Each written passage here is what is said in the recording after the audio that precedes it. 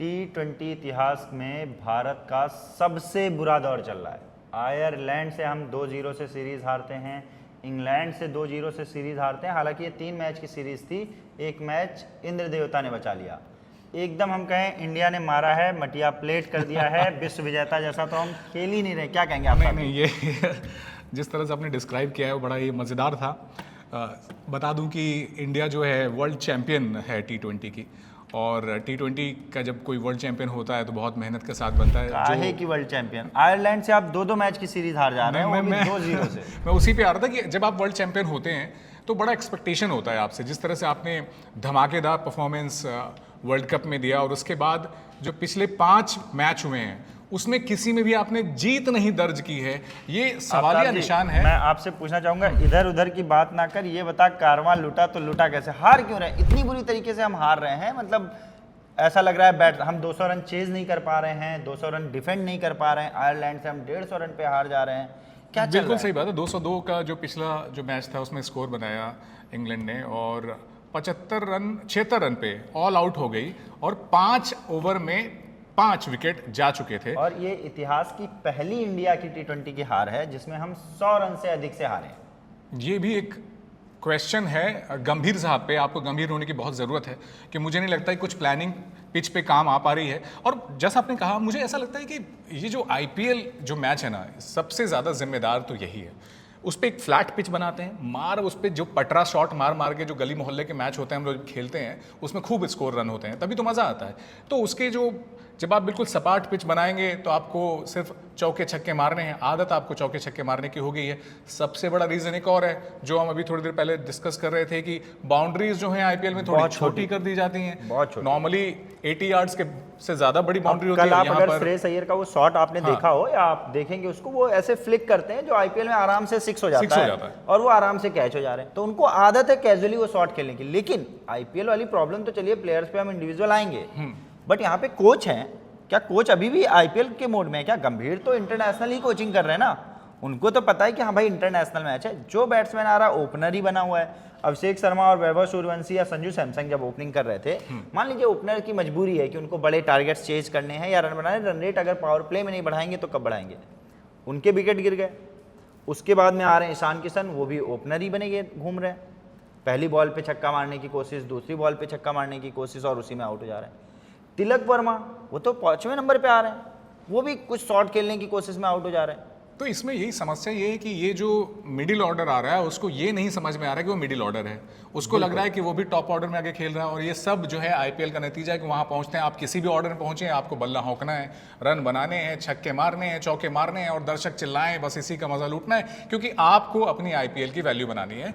और आपको लगता है कि जब आप अच्छा खेलेंगे, छक्के चौके मारेंगे, तो IPL में ज़्यादा पैसे मिलेंगे, और उसका नतीजा है कि आप यहाँ नहीं खेल पा रहे हैं। इंटरनेशनल क्रिकेट में जो आप वर्ल्ड चैंपियन होकर इतना बुरा परफॉर्मेंस दे रहे हैं, हिस्ट्री में दर्ज की जाएगी कि इतना खराब परफॉर्मेंस चल रहा है। और कप्तानी देख लीजिए आप, मतलब सवालिया निशान तो कैप्टन के ऊपर सबसे ज्यादा है। आप बताइए, मतलब सरपंच साहब को IPL की शुरुआती परफॉर्मेंस के बेस पे लेके आए कि सरपंच साहब कुछ बदल देंगे, सूर्यकुमार यादव को बता दूं कि सरपंच साहब ये श्रेयस अय्यर को कह रहे हैं, तो अब वो जो सरपंच बने हैं वो पंचायत चला नहीं पा रहे, मुझे ऐसा लग रहा है। ऐसा लग रहा है टीम उनके साथ खेल ही नहीं रही है। बिल्कुल, वो टीम में ऐसा कुछ लग ही नहीं रहा। वो आ रहे हैं, वो भी इंडिविजुअल परफॉर्मेंस पे ही सारा जोर लगा रहे हैं।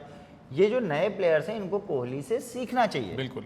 क्यों RCB को वो लगातार 2 बार IPL भी जिता पाया? कैसे कोहली इतने लंबे समय तक लगातार परफॉर्म कर रहे हैं? क्योंकि वो इंडिविजुअल नहीं खेलते। उसके स्ट्राइक रेट पर मजाक उड़ाने वाले लोगों को समझना चाहिए, ऐसी जगहों पे ही कोहली होते थे जो आपको सीरीज और मैच दोनों निकाल के देते थे।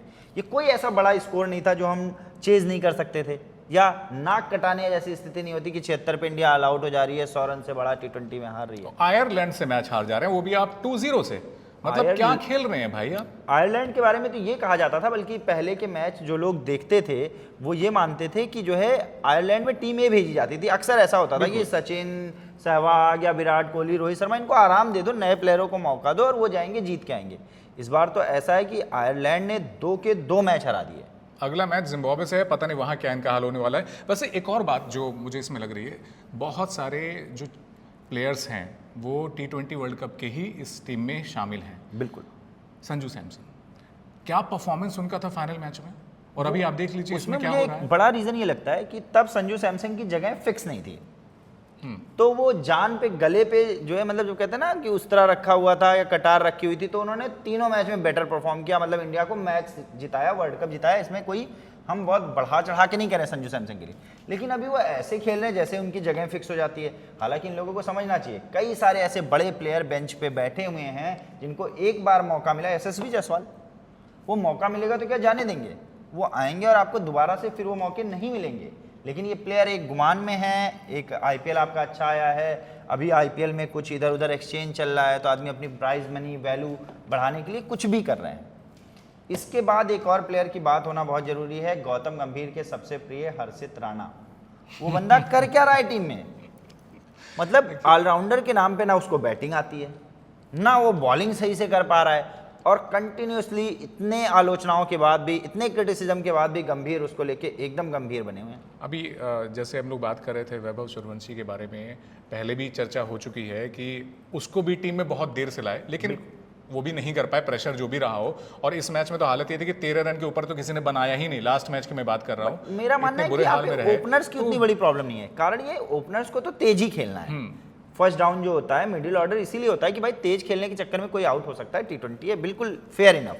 और अगर ओपनर स्लो खेलेगा तो उस पर क्वेश्चन आएगा कि पावर प्ले में आपने रन क्यों नहीं बनाए।